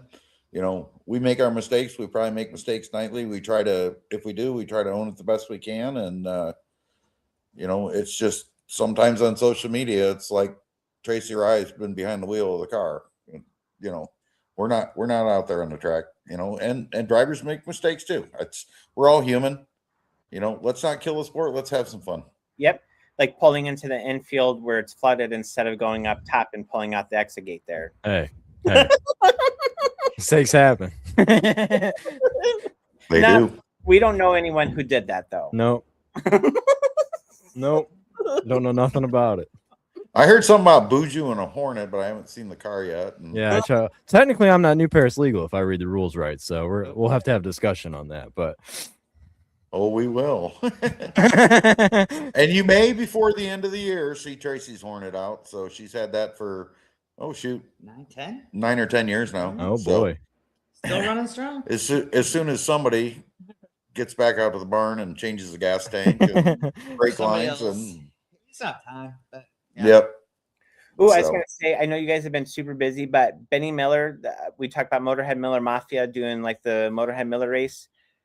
I know sometimes, again, you guys are so busy that sometimes it's easy to forget, but for Benny Miller, I know he said he's going to that's a complete oversight. So here in front of God and everybody, Benny, I apologize. We will get a hold of you.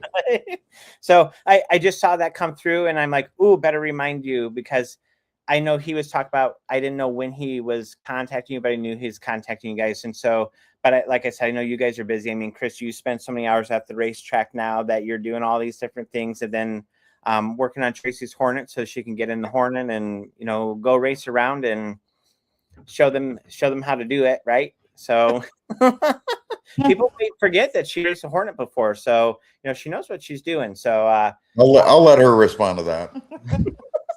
That's good. Anyways, but if it does make it out to the track this year, which I'm sure it will, it's all a fun thing, and so I think the mom's race was talked about at NOD for maybe starters, but we'll find out. Well, again, that'll be really exciting. GI Jane, by the way, you don't have to be a mom on our track. Oh, that's right, GI Jane. Yep. I think she might challenge Ralph Reese too. I don't know. Well, she'll have to show. Ralph and I have fun. She'll have to show the pit bull in her, right? You know, he has pit bull racing. She'll have to say, "I'll show the pit bull." You know, we'll see who's more pit bull after this, right? But he was on here earlier. Yeah. Oh no, he's still on. Here, yeah. That's why I said yesterday, and I know Mom's listening too. Where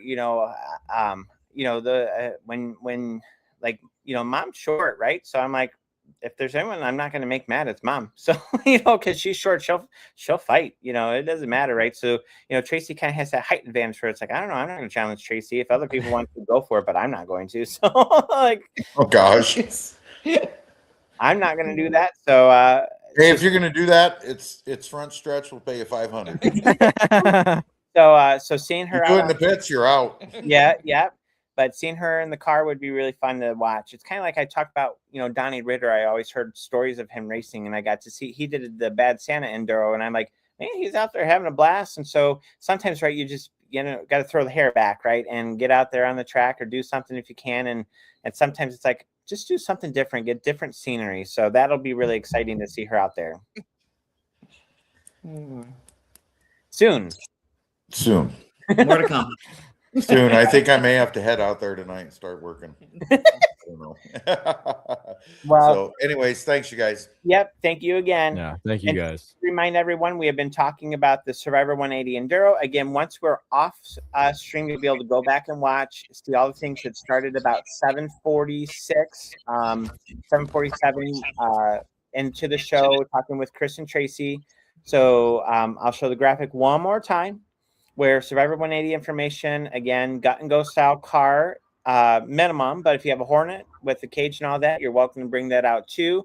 The registration deadline is 7/17 by 5 p.m., but they will take cars day of as well. Just be mindful that if you wait until last minute, it might take some time to get you registered and entered and all that. So do have patience in that case. But the $100 registration does not include your pit pass. Again, you can get that on Pit Pay for $30, where you do all your pit waivers and everything, and you can get in 30 minutes before everybody else. Or if you wait, it's $35 at the gate.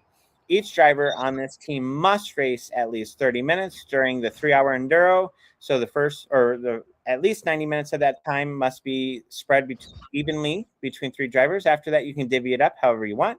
And then 20 plus teams, 2,000 to win.